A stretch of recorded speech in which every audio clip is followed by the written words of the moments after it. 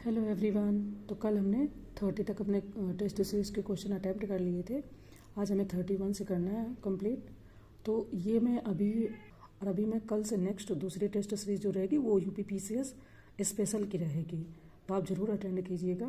क्या है कि जो तैयारी हम कर रहे हैं और अब तैयारी के दौरान जो गलतियाँ हो रही वो तो ठीक है, एग्ज़ाम में गलतियाँ कम से कम हो ऐसी उम्मीद करके हम लोग तैयारी करते हैं। तो टेस्ट सीरीज़ का एक ही पर्पज़ होता है कि नए चीज़ों को जानना, नए तरीके से क्वेश्चन आंसर फॉर्म होते हैं, उनके आंसर को हम कई तरीके से मल्टीपल तरीके से सोच सकते हैं, मल्टीपल व्यूज़ बना सकते हैं कि अच्छा ऐसे भी आ सकता है। तो इसलिए टेस्ट सीरीज़ अटेंड करना इंपॉर्टेंट होती है। बाकी आपकी चॉइस है, आप अटेंड करें ना अटेंड करें, ये आपके ऊपर है, पूर्णतः आपके ऊपर निर्भर करता है। ठीक है, तो चलिए 31 क्वेश्चन कहता है कि निम्नलिखित में से किस आंदोलन के अंतर्गत संयुक्त प्रांत में लगान अदा न करने का सशक्त आंदोलन चलाया गया था। तो आपने गांधी जी के समय देखा ही होगा जब नेशनल मूवमेंट हो रहा था भारत में, तो यहाँ पर सविनय अवज्ञा आंदोलन के तहत लगान न अदा करने का सशक्त आंदोलन चलाया गया था। और इसका आधार गांधी जी ने नमक के मुद्दे को बनाया था और किसानों से कहा था कि आप जो लगान होता है उसे सरकार को ना दें। ठीक है, ज़्यादा एक्सप्लेनेशन नहीं करेंगे वरना टेस्ट सीरीज़ बहुत लेंदी हो जाएगी और फिर अच्छा भी नहीं लगेगा अटेंड करने में। आप लोगों को एक अजीब सी वो होगी, उबासी सी बोलते हैं ना कि फटाफट से चीज़ें कर लेनी चाहिए, तो मैं फटाफट से ही करने की कोशिश कर रही हूँ। गांधी जी भारत में स्थित उपनिवेशी सरकार के अच्छे पुलिसमैन हैं, यह कथन किसका है।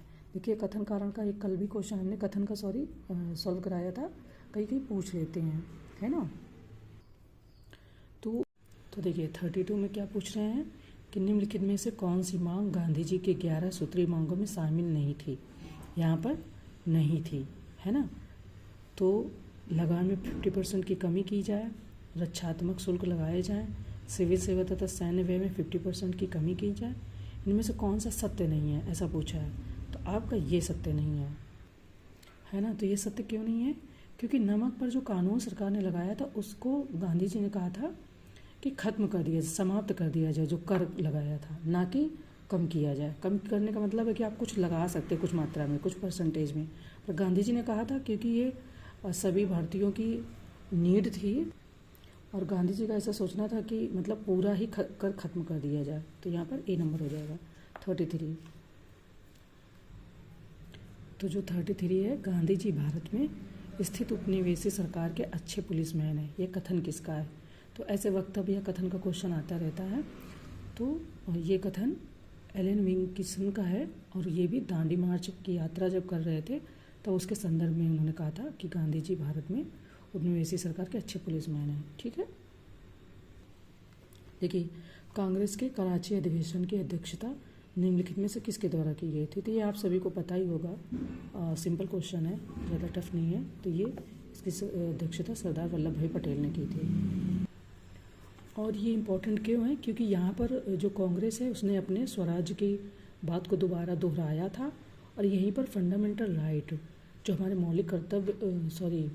मौलिक अधिकारों की बात की गई थी, है ना। तो यहाँ पर उसकी जो कहते हैं कि परछाई या इमेजिनेशन दिखती है, तो इसलिए ये थोड़ा सा इम्पोर्टेंट है। इसके बाद में 1931 में संपन्न हुए द्वितीय गोलमेज सम्मेलन के दौरान रेमजे मैकडोनाल्ड ने निम्नलिखित में कौन सी घोषणाएँ की थी, है ना। तो ये देखिए यहाँ पर इस तरीके से घोषणाएं दी हैं। पहले आप वीडियो को पॉज करके पढ़ लीजिए, सोचिए, फिर इसके बाद में आंसर दीजिएगा। ठीक है, तो देखिए 2 मुस्लिम प्रांतों, उत्तर पश्चिमी सीमा प्रांत एवं सिंध का गठन, भारतीय सलाहकारी परिषद की स्थापना, 3 विशेषज्ञ समितियों, वित्त, मताधिकार एवं राज्य संबंधी समितियों का गठन। इसके बाद में भारतीयों को डोमिनियन स्टेटस का दर्जा दिया जाए। तो जो द्वितीय गोलमेज सम्मेलन है उसमें आपको पता है कि गांधी जी गए थे और पहली और लास्ट में नहीं गए थे, इसमें गांधी जी गए थे। तो यहाँ पर फर्स्ट, सेकंड, थर्ड तो सही है, यानी कि बी, बट यहाँ पर ये डोमिनियन स्टेटस का दर्जा दिए जाने की बात नहीं कही गई थी, है ना। तो ये गलत हो जाएगा, इसका आंसर ये गलत है यहाँ पर। इसके बाद में निम्नलिखित में से किस पुर्तगाली वायसराय ने कोचीन की जगह गोवा को पुर्तगालियों की राजधानी बनाया था। आपको याद होगा, आप सोच के आंसर दीजिएगा। तो आपको पता होगा जो फ्रांसीसी गवर्नर है अल्फांसो डी अल्बुर्क, इन्होंने बीजापुर के शासक है, कल ही क्वेश्चन आया था, आदिल शाह, उनसे गोवा को छीनकर और इसकी छीनकर पुर्तगाली साम्राज्य की स्थापना की थी।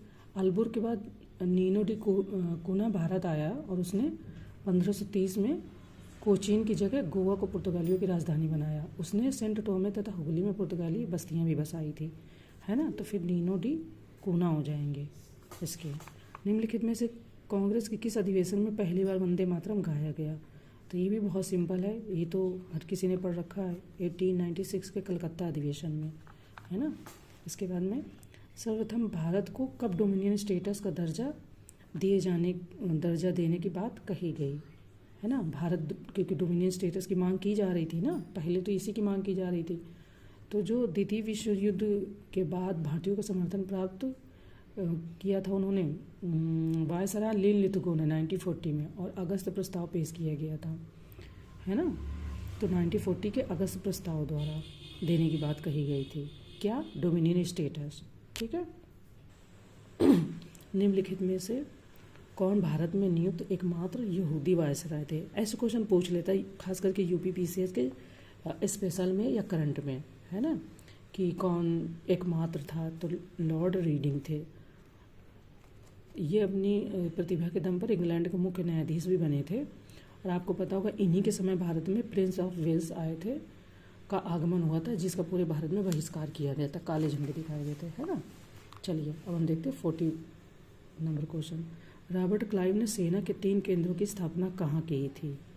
सोचिएगा, वीडियो को पॉज कीजिएगा, फिर आंसर दीजिए। तो देखिए जो रॉबर्ट क्लाइव हैं वो क्या नाम से कि भारत में 57 से 60 पहले 2 बार और फिर 65 से 67 तक रहे। तो इन्होंने सेना के 3 केंद्र बनाए थे, है ना। तो ये आपका ये इलाहाबाद जो प्रयागराज है इस समय, ये रहा। इसके बाद में बांकीपुर जो पश्चिम बंगाल में, और फिर मुंगेर। तो इसके बी नंबर आंसर इसका सही हो जाएगा। अखिल भारतीय हिंदू महासभा की स्थापना निम्नलिखित में से किसके द्वारा की गई थी, है ना। तो अखिल भारतीय तो ये पता ही होगा सबको, मदन मोहन मालवीय जी के द्वारा की गई थी। मुस्लिम लीग के किस अधिवेशन में मोहम्मद इकबाल ने द्विराष्ट्र के सिद्धांत का प्रतिपादन किया था, है ना। तो उन्होंने क्या नाम से जो आपका इलाहाबाद अधिवेशन हुआ था, यानी जो अभी प्रयागराज है, तो उसमें उन्होंने द्विराष्ट्र के सिद्धांत का प्रतिपादन किया था। तो देखिए जो द्विराष्ट्र की है उसको इलाहाबाद अधिवेशन में मोहम्मद इकबाल ने तो दिया था, पर रियल बात ये भी है कि जो 1933 और 35 के बीच में एक व्यक्ति थे कैम्ब्रिज में पढ़ने वाले चौधरी रहमत अली नामक मुस्लिम छात्र, इन्होंने पाकिस्तान शब्द को गढ़ा था, ठीक है। तो सिद्धांत मोहम्मद इकबाल ने दिया था द्विराष्ट्र का, पर गढ़ा का किसने था? रहमत अली ने, ओके। 1939 में हुए कांग्रेस के त्रिपुरी संकट के कारण सुभाष चंद्र बोस के अध्यक्ष पद से इस्तीफा देने के बाद निम्नलिखित में से किसे कांग्रेस का अध्यक्ष बनाया गया था? ये त्रिपुरी संकट आपको पता ही होगा। तो उनके बाद जब सुभाष चंद्र बोस जी ने इस्तीफा दे दिया था तो फिर किसे बनाया गया था, है ना। तो ये डॉक्टर राजेंद्र प्रसाद जी को बनाया गया था, ये तो सिंपल है, पता होगा। पाकिस्तान में किसके द्वारा कांग्रेस समाजवादी पार्टी की स्थापना की गई, है ना। निम्नलिखित में से किसके द्वारा कांग्रेस समाजवादी पार्टी की स्थापना की गई, है ना। तो जो ये कांग्रेस समाजवादी पार्टी की स्थापना की गई है, ये 1934 के आसपास की गई थी, 1934 में ही की गई थी। तो इसकी स्थापना जयप्रकाश जी ने और आचार्य नरेंद्र देव, मीनू मसानी जी, इसके बाद में जयप्रकाश नारायण जी, ये तो हैं ही। तो यानी कि आपका डी हो जाएगा, ठीक है। ये देखिए जो समानांतर प्रांतीय चुनाव हुए थे उसमें उनके प्रधानमंत्री 1937 में हुए प्रांतीय चुनाव तथा उनके प्रधानमंत्री को सुमेलित करना है, मतलब कौन किस प्रांत में थे, है ना। तो वीडियो को पॉज कीजिएगा, आपको तो याद होगा, सबको सब पढ़ रहे हैं डेली। तो देखिए जो ये मध्य प्रांत है ये इसके थे NB खरे जी, ठीक है। संयुक्त प्रांत में GB पंत जी थे, है ना। और बंगाल में थे उस समय फजलुल हक बनाए गए थे, प्रधानमंत्री, है ना। तो आपका डी बचता है सिकंदर हयात खान, पंजाब में। तो A3 और B1, A3 B1 ये आ जाएगा, है ना। देख लीजिए, इसके बाद में अच्छे से देखिएगा, ठीक है। नोट डाउन भी कर लीजिएगा अगर आपको लगे तो देखिए, जो 1937 में प्रांतीय चुनाव हुए थे तो कांग्रेस किन प्रांतों में बहुमत से वंचित रह गई थी, यानी कि कांग्रेस को वहाँ पे बहुमत नहीं हासिल हुई थी। तो एक तो आपका हो जाता है पंजाब, यहाँ पर बहुमत नहीं हासिल हुई थी। और हाँ, बंगाल में भी नहीं हुई थी।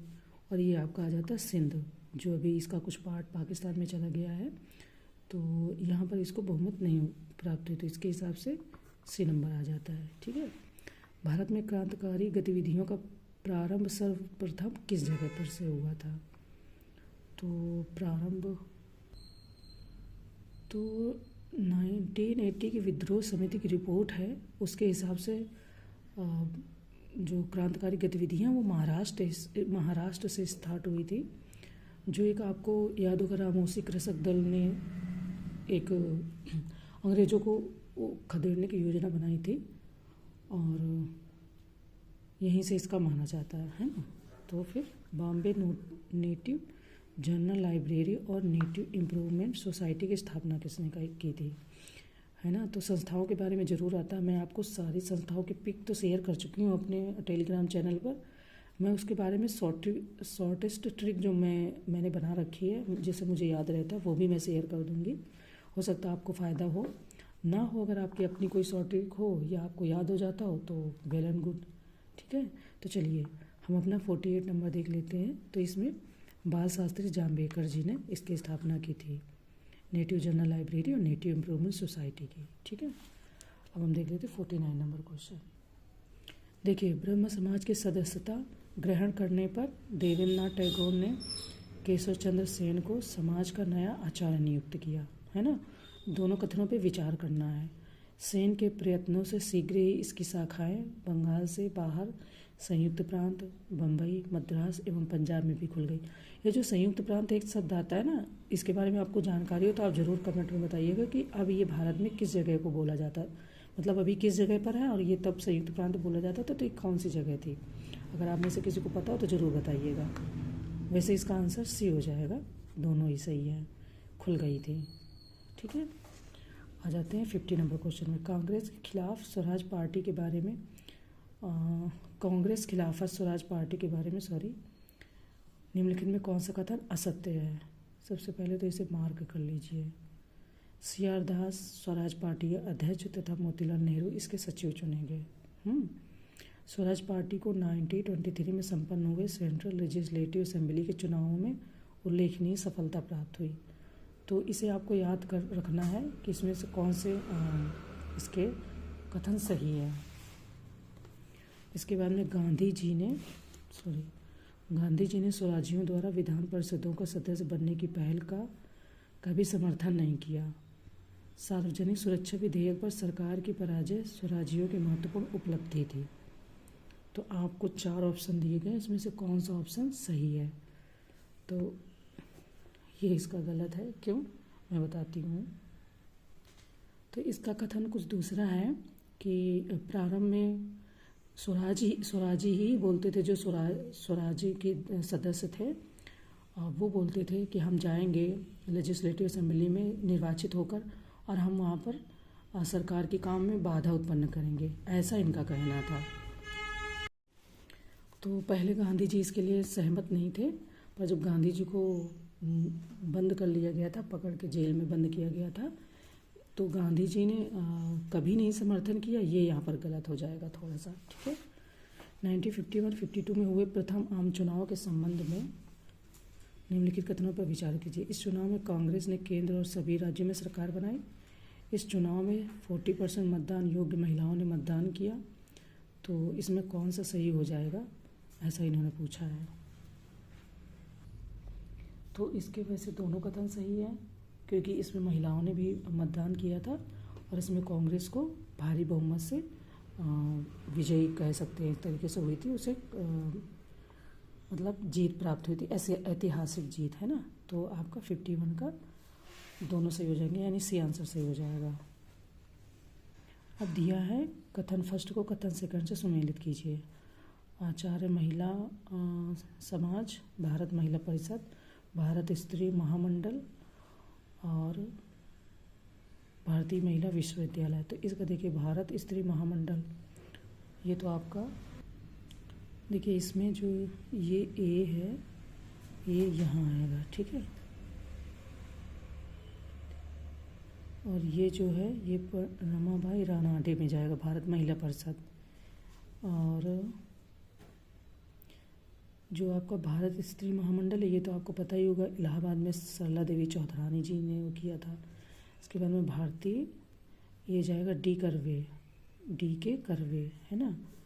तो इस तरीके से A4 B3 आपका बी नंबर ऑप्शन सही हो जाएगा। निम्नलिखित में से किन्हें भारत में ट्रेड यूनियन आंदोलन का जनक माना जाता है? ट्रेड यूनियन आपने नाम सुना होगा।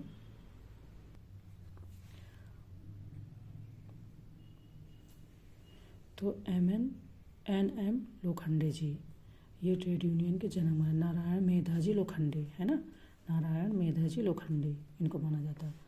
बहुविवाह पुस्तक किसके द्वारा लिखी गई है ना। तो ये तो आपको पता ही होगा, हमारे समाज सुधारक जी ईश्वरचंद्र विद्यासागर जी, है ना। 55 क्वेश्चन नंबर कह रहा कि all India depressed class association की स्थापना किसके द्वारा की गई थी? तो 1928 में MC रजा जी के द्वारा इसकी स्थापना की गई थी। भारत और अफगानिस्तान के मध्य सीमा रेखा डूरंड रेखा का निर्धारण किस गवर्नर जनरल के समय में हुआ था, है ना। तो ये भी सभी को पता होगा, लॉर्ड लैंसडाउन। उस समय गवर्नर जनरल कौन थे इसके बारे में पूछा, किसने किया था उसका नाम नहीं पूछा गया है ना। प्रथम कारखाना अधिनियम लिप्टन के द्वारा लाया गया था। यह अधिनियम चाय, कॉफ़ी एवं नील की खेती पर लागू नहीं था। लिप्टन जी के द्वारा, मतलब क्या लिप्टन जी कह सकते हैं, अभी थोड़ा नाम कोई नहीं। तो आपको ये पहले पढ़ना है, इसमें केवल बी सही है का प्रयोग करके सही कथन चुनना है ना। प्रथम कारखाना अधिनियम जो है वो 81 में लाया गया था, ठीक है।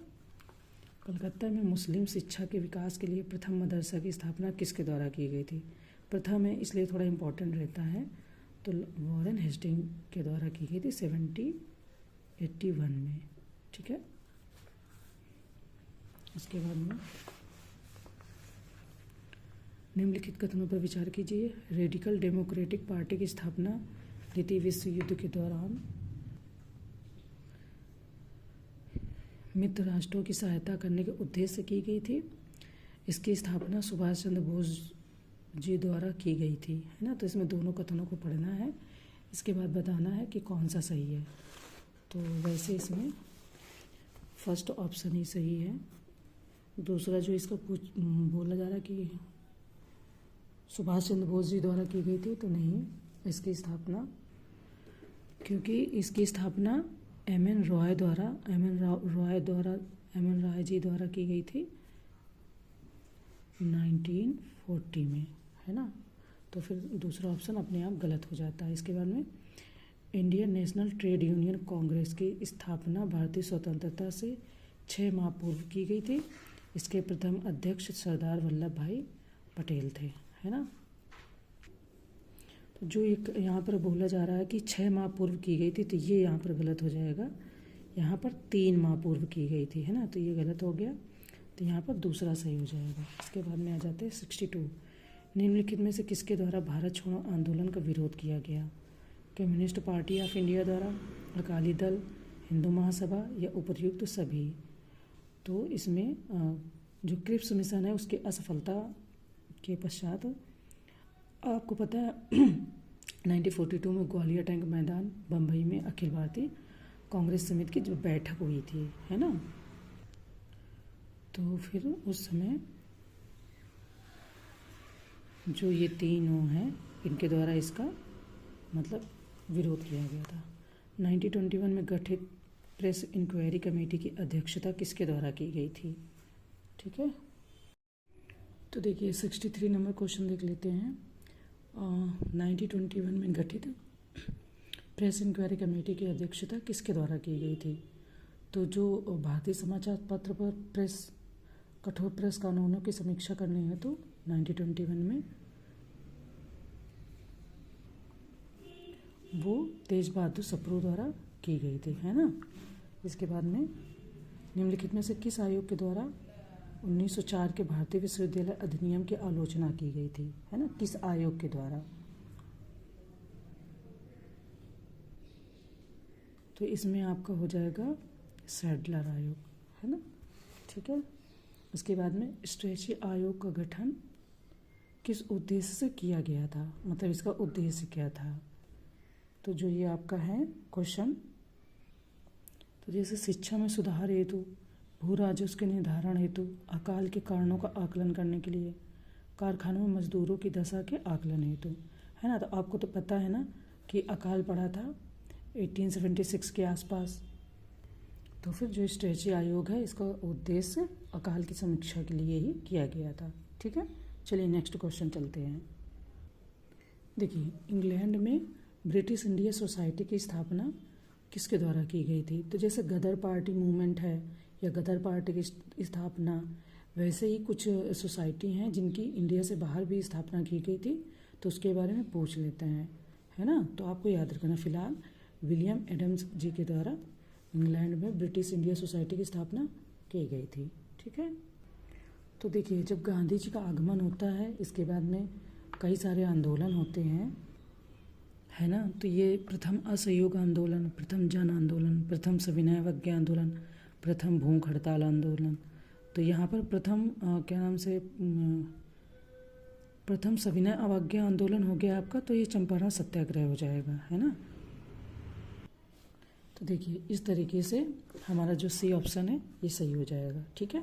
आपको तो ये चीज़ें पता भी होंगी, पर वैसे वीडियो को पॉज करके आप देख सकते हैं।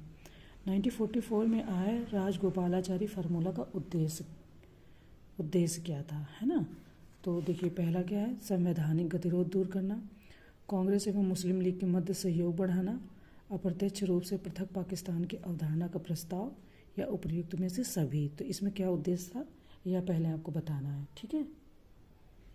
तो देखिए जो CR फार्मूला, राजगोपालाचारी फार्मूला है, इसको CR फार्मूला भी बोलते हैं या राजाजी फार्मूला भी बोला जाता है ना। तो इसमें जो ये सारे ऑप्शन हैं सारे के सारे ही सही हो जाएंगे कि संवैधानिक गतिरोध भी दूर करना था, मुस्लिम लीग के मध्य सहयोग बढ़ाना भी था, है ना। तो उसी के बारे में इसको बताया गया है। किस अधिनियम के तहत गवर्नर जनरल की परिषद में चौथे सदस्य के रूप में विधि विशेषज्ञ मैकाले को शामिल किया गया?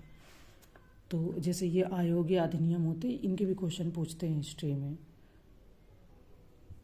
है ना। तो इसका हो जाएगा 1833, जो क्योंकि 1833 के अधिनियम से ही बंगाल के गवर्नर को क्या नाम से भारत के गवर्नर जनरल का बनाया गया था, ये तो आपको पता ही होगा। तो उसी के तहत मैकाले को शामिल किया गया था, ठीक है। यूरोप में बर्लिन कमेटी फॉर इंडिपेंडेंस की स्थापना किसके द्वारा की गई थी? अब देखिए ये दूसरा क्वेश्चन है ना। तो देखिए जो वीरेंद्रनाथ चट्टोपाध्याय जी थे और भूपेंद्र नाथ दत्त, लाला हरदयाल, इन लोगों ने मिलकर यूरोप में बर्लिन कमेटी फॉर इंडिपेंडेंस की स्थापना की थी, है ना। तो फिर इसमें ये देखिए तीनों ऑप्शन ही सही हैं, तो आपका डी हो जाएगा। तो टेस्ट सीरीज़ को बहुत लेंदी नहीं करते हैं, थोड़े थोड़े क्वेश्चन करके हम सॉल्व कर लेंगे और चीज़ों को अच्छे से पढ़ लेंगे। अगर वीडियो पसंद आई हो तो ज़रूर बताइएगा, ओके। फिर मिलेंगे नेक्स्ट वीडियो में। Thank you.